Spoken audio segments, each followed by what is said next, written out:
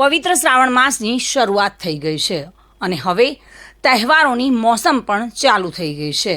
ત્યારે તહેવારના સમયે રાંધણ ગેસ અને ખાદ્ય તેલના ભાવો આસમાને ચડી ચૂક્યા છે અને જેના કારણે પ્રજાની કમર તૂટી રહી છે। પરંતુ હવે તહેવારના સમયે ફરસાણ, મીઠાઈ અને ફરાળી જેવી વાનગીઓનું વેચાણ કરતા વેપારીઓની પણ મૂંઝવણ વધી છે, કારણ કે તેલ અને રાંધણ ગેસના ભાવમાં આવેલા તોતિંગ વધારાને કારણે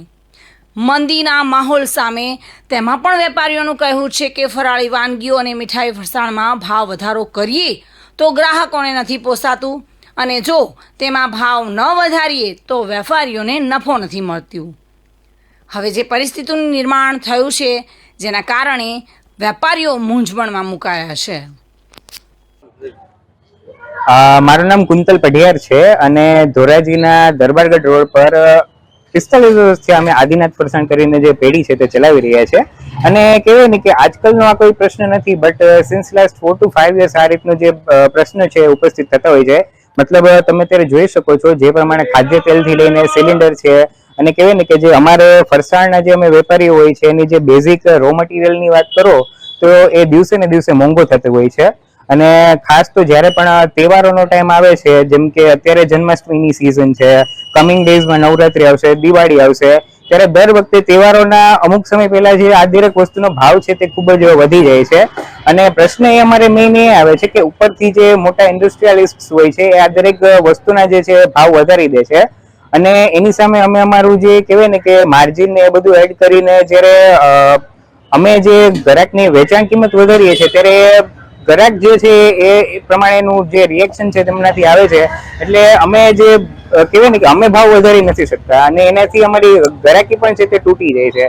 તો જે બેઝિકલી કહેવાય ને કે આ બધી વસ્તુ છે ને કોઈ મોટા ઇન્ડસ્ટ્રીયાલિસ્ટ છે એને અફેક્ટ નથી કરતી કે ઇવન ગ્રાહકને પણ એટલી બધી ખાસ અસર નથી કરતી, બટ જે કહેવાય ને કે મેઇન જે અમારા જેવા વેપારીઓ હોય છે એને આ બધી વસ્તુઓ છે વધારે અફેક્ટ કરે છે। અત્યારનું જો હું તમને એક્ઝામ્પલ આપું તો જે પ્રમાણે અત્યારે શ્રાવણ મહિનો અત્યારે ચાલી રહ્યો છે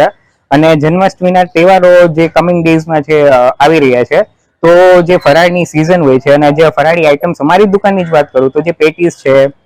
વેફર છે, ચેવડો છે, આ દરેક વસ્તુમાં જે બેઝિક મટીરિયલ જોવા જઈએ તો તેલ, then again we come to આપણે કહેવાય ને કે સિલિન્ડર છે, આ દરેક વસ્તુના જે ભાવ છે તે વધી ગયા છે। એટલે અમારો મેઇન પ્રશ્ન એ જ છે કે ભાઈ ઉપરથી દરેક વસ્તુનો ભાવ વધે છે અને જ્યારે અમે વધારે ભાવ ચડાવીને ગ્રાહકને વેચવા માંગીએ છીએ તો એ વસ્તુ પોસિબલ નથી રહેતી। એટલે અમારો આ એક જ પ્રશ્ન છે કે ભાઈ આ રીતની જ્યારે વસ્તુ થાય છે કોઈ પણ ભાવ વધારાને રિલેટેડ ત્યારે જેમાં વધારે સફરિંગ્સ છે અમારા જેવા વેપારીઓ જ થાય છે। દરબારગઢ પાસે આદિનાથ ફરસાણ નામથી શોપ ચલાવું છું। અત્યારે ખાદ્ય ઉત્પાદનમાં અમે ધંધો કરી રહ્યા છીએ ત્યારે જે કેમ કે